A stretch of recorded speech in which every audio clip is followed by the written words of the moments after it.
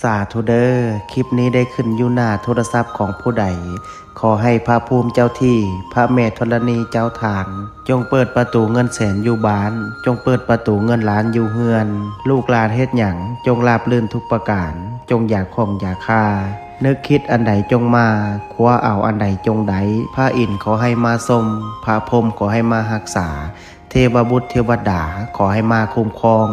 ขอให้สุขกับมั่งขอให้หั่งกับมีขอให้เป็นเศรษฐีหน้าใหม่ขอให้รวยทันใจทุกประการดวงเปิดชีวิตเปิดงานเปิดค้าขายเปิดเงินแสนเงินล้านจงไหลเข้ามามือซ้ายจับเงินตื้อมือขวาจับเงินแสนว่าไปจงมีคนสวยสู้กูเข้ามาบ่มีวันร่มจมขอให้ฟูขึ้นน้ำเต็มพังมั่งมีคือเศรษฐีทั้งหลายนอนไซนอนใจอูอาอูอังนะโมพุทธายะท่านใดที่ได้ร่วมพิมพ์สาธุกดแชร์ออกไปแล้วขอให้สิ่งที่เว้ามาจงเกิดเป็นจริงสาธุ